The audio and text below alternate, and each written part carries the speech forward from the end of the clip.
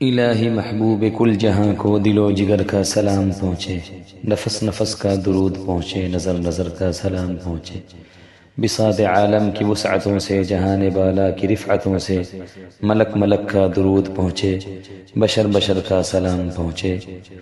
یہ التجا ہے کہ روز محشر گناہ گاروں پہ بھی نظر ہو، شفیع امت کو ہم غریبوں کی چشم تر کا سلام پہنچے۔ رفتہ رفتہ دھیرے دھیرے لوگ اسلام میں داخل ہوتے رہے، یہاں تک کہ مسلمانوں کی ایک چھوٹی سی جماعت ہو گئی تو حضرت ارقم رضی اللہ عنہ کا مکان جمع ہونے کے لیے طے کیا گیا کہ سب لوگ وہاں جمع ہوا کریں۔ حضرت ارقم رضی اللہ عنہ شروعات میں اسلام لانے والوں میں سے ہیں، 7ویں یا 10ویں نمبر پر اسلام انہوں نے قبول کیا۔ صفا نامی پہاڑ کے پاس آپ کا مکان تھا۔ حضرت عمر رضی اللہ عنہ کے اسلام لانے تک مسلمان وہی جمع ہوتے رہے، اور پھر حضرت عمر رضی اللہ عنہ کے اسلام لانے کے بعد جہاں چاہتے وہاں جمع ہوتے۔ 3 سال تک نبی کریم صلی اللہ علیہ وسلم مخفی طور پر سیکریٹلی لوگوں کو اسلام کی دعوت دیتے رہے، اور اسی طرح لوگ آہستہ آہستہ اسلام میں داخل ہوتے رہے۔ 3 سال کے بعد یہ حکم نازل ہوا کہ علی الاعلان اسلام کی دعوت کی طرف بلائیں۔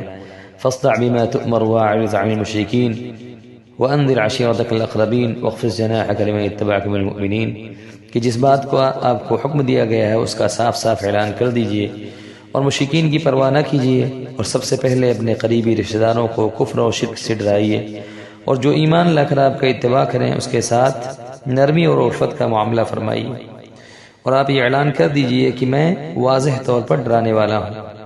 چنانچہ آپ علیہ الصلوۃ والسلام صفا نامی پہاڑ پر چڑھے اور قریش کے قبائل کو نام بنام پکارا۔ جب سب لوگ جمع ہو گئے تو یہ ارشاد فرمایا کہ اگر میں تم کو یہ خبر کروں کہ پہاڑ کے پیچھے ایک لشکر ہے جو تم پر حملہ کرنا چاہتا ہے تو کیا تم میری تصدیق کرو گے؟ سب نے ایک زبان ہو کر کہا، بے شک ہم نے تو آپ سے سوائے سچائی کے کچھ دیکھا ہی نہیں۔ تو آپ نے فرمایا میں تم کو ایک سخت عذاب سے ڈراتا ہوں۔ ابو لہب نے کہا، تف ہے تم پر، کیا ہم کو اسی لیے جمع کیا تھا؟ اس پر تبت یدا ابی لہب وتب کی پوری صورت اسی بارے میں نازل ہوئی۔ حضرت علی رضی اللہ عنہ سے روایت ہے کہ جب یہ آیت نازل ہوئی وانذر عشیرتک الاقربین، کہ اپنے قریبی رشتہ داروں کو ڈراؤ، تو نبی کریم صلی اللہ علیہ وسلم نے مجھ کو حکم دیا کہ ایک سا غلہ جو تقریباً 3.5 کلو کے آس پاس ہوتا ہے، اور بکری کا ایک دست اور دودھ کا ایک پیالہ لاؤ، اور اس کے بعد حضرت عبد المطلب کی اولادوں کو جمع کرو۔ میں نے آپ کے ارشاد کی تعمیل کی۔ کم و بیش 40 آدمی جمع ہو گئے، جن میں سے آپ کے چچا ابو طالب، حضرت حمزہ اور حضرت عباس رضی اللہ عنہ اور ابو لہب بھی شامل تھے۔ میں نے وہ گوشت کا ٹکڑا لے کر دانت سے چیرا اور پھر اسی پیالے میں رکھ دیا اور فرمایا اللہ کا نام لے کر کھاؤ۔ اسی ایک پیالہ گوشت سے سب کے سب سیر ہو گئے، کچھ بچ بھی گیا، حالانکہ وہ کھانا صرف اتنا تھا کہ ایک شخص کے لیے کافی ہو سکتا تھا۔ اس کے بعد مجھ کو حکم دیا کہ دودھ کے پیالے لاؤ، لوگوں کو پلاؤ۔ اسی ایک پیالہ دودھ سے سب سیراب ہو گئے، حالانکہ ایک پیالہ دودھ اتنی زیادہ مقدار نہ تھی کہ ایک پیالہ دودھ تو ایک آدمی بھی پی سکتا ہے، چہ جائے کہ 40 آدمی۔ جب کھانے سے فارغ ہوئے تو آپ نے کچھ فرمانے کا ارادہ کیا، تو ابو لہب نے کہا کہ لوگوں اٹھو، محمد صلی اللہ علیہ وسلم نے تو آج تمہارے کھانے پر جادو کر دیا ہے، ایسا جادو تو کبھی دیکھا ہی نہیں۔ یہ کہتے ہی لوگ جدا ہو گئے اور آپ کو کچھ کہنے کی نوبت نہ آئی۔ دوسرے روز آپ نے پھر حضرت علی رضی اللہ عنہ کو اسی طرح کھانا تیار کرنے کا حکم دیا۔ اسی طرح دوسرے روز سب لوگ جمع ہوئے، کھانے سے فارغ ہوئے۔ آپ نے فرمایا کہ جو چیز میں نے تمہارے سامنے پیش کی ہے کسی شخص نے بھی اس سے بہتر چیز اپنی قوم کے سامنے پیش نہیں کی۔ میں تمہارے واسطے دنیا اور آخرت کی خبر لے کر آیا ہوں۔ اس روایت کو ابن اسحاق اور بہقی اور ابو نعیم نے نقل کیا۔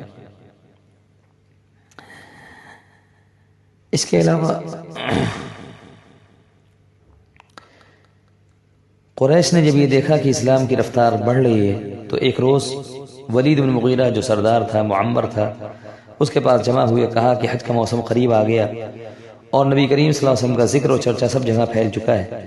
اب اطراف و اکناف سے آنے والے تمہارے اس صاحب یعنی محمد صلی اللہ علیہ وسلم متعلق تم سے پوچھیں گے، لہذا مل کر آپ کے متعلق کوئی رائے قائم کر لینی چاہیے، سب کے سب متفق رائے ہو جائیں تاکہ اختلاف نہ رہے، ورنہ خود ہم میں سے ہی بعض کی تکذیب اور تردید کرے گا اور یہ اچھا نہ ہوگا۔ اور پھر انہوں نے درخواست کی ولید بن مغیرہ سے کہ ان کے لیے کوئی رائے قائم کر دیں، ہم اس پر پابند رہیں گے۔ ولید نے کہا تم کہو میں سنوں گا، اس کے بعد کوئی رائے قائم کروں گا۔ لوگوں نے کہا کہ معاذ اللہ، نبی کریم صلی اللہ علیہ وسلم کاہن ہیں۔ ولید نے کہا غلط کہتے ہو، خدا کی قسم آپ کاہن نہیں ہیں، میں نے کاہنوں کو خوب دیکھا ہے، آپ میں کاہنوں کی کوئی علامت نہیں، اور نہ آپ کا کلام کاہنوں کے گنگناہٹ اور آواز کی طرح لگتا ہے۔ لوگوں نے کہا کہ آپ مجنون ہیں۔ ولید نے کہا آپ مجنون بھی نہیں، جنون اور دیوانگی کی حقیقت سے بھی واقف ہوں، آپ میں کوئی علامت جنون و پاگل پن کی نہیں پاتا۔ لوگوں نے کہا آپ شاعر ہیں۔ ولید نے کہا میں خود شاعر ہوں، شعر اور ان کے تمام انواع و اقسام مثلا رز وغیرہ سے بخوبی واقف ہوں، آپ کے کلام کو شعر سے کوئی مناسبت نہیں۔ لوگوں نے کہا کہ آپ جادوگر ہیں۔ ولید نے کہا ساحر بھی نہیں، جادوگر بھی نہیں، نہ ساحروں کی طرح پھونکتے ہیں۔ لوگوں نے کہا عبد شمس یعنی ولید بن المغیرہ، آخر ہم کیا کہیں؟ ولید نے کہا خدا کی قسم، نبی کریم صلی اللہ علیہ وسلم کے کلام میں ایک عجیب مٹھاس اور شیرینی ہے، اور اس پر عجیب قسم کی رونق ہے، اور اس بات کی جڑ نہایت تر و تازہ، اس کی شاخیں پھلدار ہیں، اور یہ اسلام پاکیزہ درخت کے درجے میں ہے کہ جڑیں اس کی محکم مضبوط اور زمین راسخ ہیں، اور اس کی شاخیں آسمان تک پہنچتی ہیں۔ اور جو کچھ تم نے کہا میں خوب جانتا ہوں، وہ سب باطل و لغو ہے۔ میرے خیال میں سب سے مناسب یہ ہے کہ یہ کہو کہ یہ شخص جادوگر ہے، اور اس کا کلام بھی جادو ہے، جو میاں بیوی اور باپ بیٹے بھائی اور قبیلہ اور کنبہ میں تفریق ڈالتا ہے، جو جادو کا خاصہ ہے۔ مجلس اسی پر برخاست ہو گئی۔ جب حج کا موسم آیا، باہر سے لوگ آنے شروع ہوئے، تو قریش نے آدمی راستوں اور گزرگاہوں پر بٹھا دیے۔ جو شخص ادھر سے گزرتا اس سے رسول اللہ صلی اللہ علیہ وسلم کے بارے میں کہتے کہ یہ جادوگر ہے، ان سے بچتے رہنا۔ مگر قریش کی اس تدبیر سے اسلام کو کوئی نقصان نہیں پہنچا، بلکہ اطراف و اکناف سے آنے والے نبی کریم صلی اللہ علیہ وسلم سے بخوبی واقف ہوتے گئے۔ ایک روز نبی کریم صلی اللہ علیہ وسلم صفا پہاڑ کی طرف سے گزر رہے تھے۔ اتفاق سے ابو جہل بھی اسی طرف نکلا۔ آپ کو دیکھ کر بہت کچھ سخت و سست کہا، مگر آپ نے ابو جہل کی ناشائستہ کلمات اور بیہودہ کلمات کا کوئی جواب نہیں دیا اور تشریف لے کر چلے گئے۔ عبداللہ ابن جدعان کی بادی یہ تمام واقعہ دیکھ رہی تھی۔ اتنے ہی میں حضرت حمزہ رضی اللہ عنہ شکار سے اپنا تیر کمان لیے ہوئے واپس ہوئے۔ عبداللہ ابن جدعان کی بادی نے حضرت حمزہ رضی اللہ عنہ کو دیکھ کر کہا کہ اے ابو عمارہ، کاش تم اس وقت موجود ہوتے جب ابو جہل تمہارے بھتیجے کو نہایت سخت اور سست اور نازیبہ کلمات کہہ رہا تھا۔ سنتے ہی حضرت حمزہ رضی اللہ عنہ کی حمیت اور غیرت جوش میں آ گئی۔ وہیں سے ابو جہل کی تلاش میں روانہ ہوئے۔ حضرت حمزہ رضی اللہ عنہ کا معمول تھا کہ جب شکار سے واپس آتے سب سے پہلے حرم میں حاضر ہوتے۔ اسی معمول کے مطابق حرم میں پہنچے، دیکھتے ہیں کہ ابو جہل قریش کی ایک جماعت میں بیٹھا ہوا ہے۔ پہنچتے ہی اس کے سر پر اس زور سے کمان ماری کہ سر زخمی ہو گیا، اور کہا کہ تو محمد صلی اللہ علیہ وسلم کو گالی دیتا ہے، میں خود ان کے دین پر ہوں۔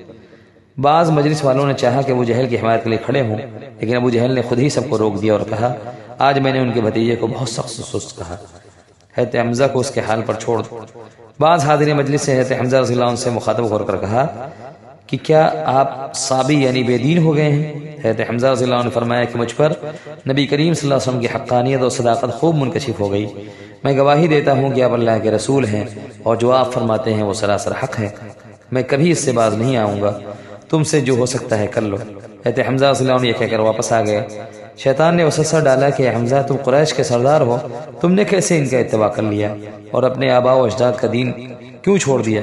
مر جانا اس سے بہتر ہے، جس سے حضرت حمزہ رضی اللہ عنہ کو اشتباہ میں پڑ گئے۔ حضرت حمزہ رضی اللہ عنہ فرماتے کہ میں نے اللہ سے دعا کی کہ اللہ اگر یہ ہدایت ہے تو اس کی تصدیق میرے دل میں ڈال دیجیے، ورنہ اس سے نکلنے کی کوئی صورت پیدا فرما دیجیے۔ مستدرک حاکم۔ ایک روایت میں ہے کہ پوری رات اسی بے چینی میں گزری، ایک لمحے کے لیے بھی آنکھ نہ لگی۔ جب کسی طرح یہ اضطراب بے چینی رفع نہ ہوئی تو حرم میں حاضر ہوئے، نہایت تضرع و زاری سے دعا مانگی کہ اللہ میرا سینہ حق کے لیے کھول دے، اس شک و تردد کو دور فرما۔ دعا بھی ختم نہ کرنے پائے تھے کہ اچانک تمام خیالات باطلہ ان کے قلب سے صاف ہو گئے اور دل یقین سے لبریز ہو گیا۔ صبح ہوتے ہی نبی کریم صلی اللہ علیہ وسلم کی خدمت بابرکت میں حاضر ہوئے، تمام واقعہ عرض کیا۔ آپ علیہ الصلوۃ والسلام نے ان کے استقامت و اسلام پر قائم اور ثابت رہنے کی دعا فرمائی۔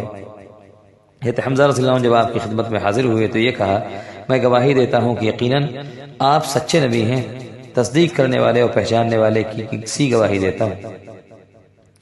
اے میرے بھتیجے، آپ اپنے دین کو علی اعلان ظاہر فرمائیے، خدا کی قسم مجھ کو دنیا و ما فیہا بھی ملے تب بھی آپ کا دین چھوڑ کر آبائی دین اختیار نہ کروں گا۔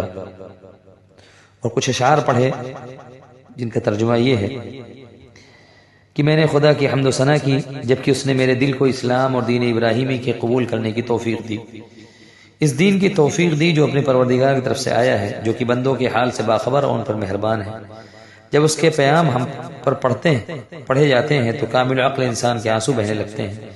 وہ خدا کے پیغام جس کو احمد مصطفیٰ صلی اللہ علیہ وسلم لوگوں کی ہدایت کے لیے لے کر آئے ہیں، جو صاف صاف و واضح آیتیں ہیں، اور احمد مصطفیٰ خدا کے برگزیدہ ہم میں واجب الاطاعت ہیں، جو حق وہ لے کے آئے ہیں اس کو درست کلامی سے نہ چھپاؤ۔ خدا کی قسم جب تک ہم تلوار سے فیصلہ نہ کر لیں اس وقت تک محمد صلی اللہ علیہ وسلم کو ہرگز لوگوں کے حوالے نہ کریں گے۔ حضرت حمزہ رضی اللہ عنہ کے اسلام لانے سے قریش یہ سمجھ گئے کہ نبی کریم صلی اللہ علیہ وسلم کو ایذا اور تکلیف دینا کوئی آسان نہیں ہے۔